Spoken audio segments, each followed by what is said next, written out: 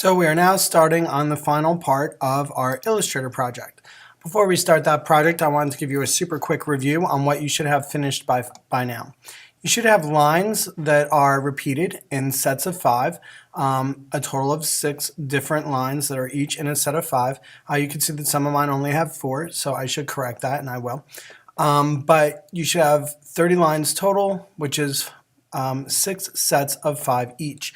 Each one should be different, and they should all together have a feeling of rhythm and movement within them. You should have also completed 6 sets of shapes, which are each like a mini composition within itself. And these compositions should have a repeated shape in them that also creates rhythm and movement. Lastly, you should have worked on your 3 verbs, which all have to be action words because that's what verbs are. And you can see that I used a variety of different fonts and different techniques within the options area here to create some very impressive looking words. I hope they're impressive looking. They're also a little bit crazy, which is kind of what we're going for. The next step is to file new.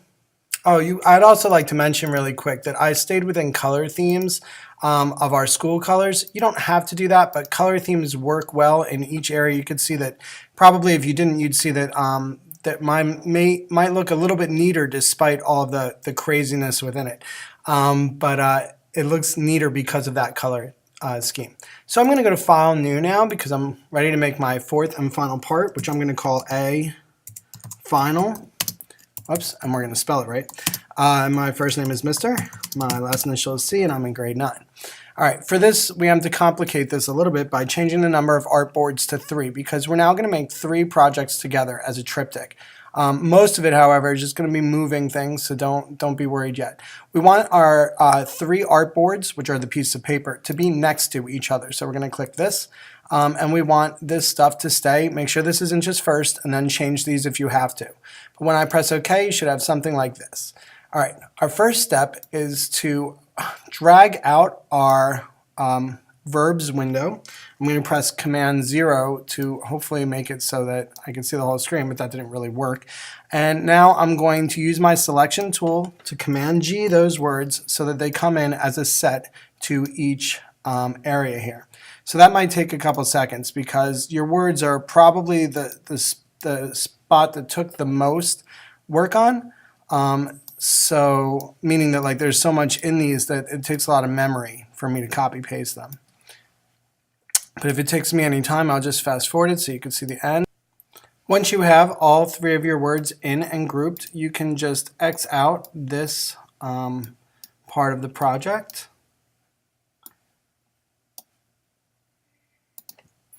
And move them where you like them. You'll notice that they move and stretch as a group. So I like to have mine on the bottom. You could have yours on the side if you want or in the corner. But I like to have mine in the bottom center so that they are clearly visible and you can see that they're an important part of my piece. I'm also going to make them a little bit larger. You'll see that they extend together as well using the selection tool. As you can see here, I've already dragged some pictures in from Google Image. My words are play, create, and inspire. So I create artwork using both the computer and pencils and paintbrushes and other art materials. I play video games, so you can see that I've looked up one of my favorite video game characters, and I'm going to find a picture of him that I think the shape will show who he is, so like as if there were no details on it. So I'm going to grab this one here because I think that that is a very good silhouette, or will make a very good silhouette of Mega Man. So I'm going to put him up here, and then I inspire young students hopefully, so I'm going to try and find a picture that I can find of maybe like a student thinking or something like that to show what I inspire. So basically you're looking for the nouns that you use with your verbs. I play Mega Man, I create art, and I inspire students. So you're going to search for those things before you can start the next step. Okay, so I've downloaded a couple of the pictures that I'm going to use, not all of them, but a couple for my final pieces. So I'm going to go with Inspire. I'm going to start that with you guys. I'm going to use my selection tool to move it temporarily to this place. And I'm done. Nope, just kidding. We're not going to steal other people's work and claim it as our own. So we're just going to use this as a reference. I'm going to use the pen tool and I'm going to draw this silhouette, which is supposed to represent a student's face. So I'm going to start around there, and I'm going to start going around and clicking and dragging, and being that I'm taking arches, I'm going to keep clicking off my anchor points. And it doesn't have to be exact, by the way. I just want to be able to recognize it. Now I noticed that it just clicked and it's showing that I don't have a color in my stroke. So in the middle of my work, I'm going to click this and give it a color so that I can see my line better. Also, it's important to mention that, let me just continue around here. It's important to mention that you may or may not want to fill depending on what part of your piece you're working on. Okay, so I'm doing the chin, here's the neck. I don't care about that little Adam's apple. There you go. Now, if this were something super specific, like, I don't know, a Pokemon character or something, I might want to make it so that it's exact, because that's a very recognizable thing. But everybody's face is slightly different, so I can have it a little bit separate. So when I was doing this, you can see that this turns white. If that gets in the way, if you're drawing a very complicated object, it might get in the way. You can just turn that off by going to over your fill and clicking the none, and that way it'll make it see-through.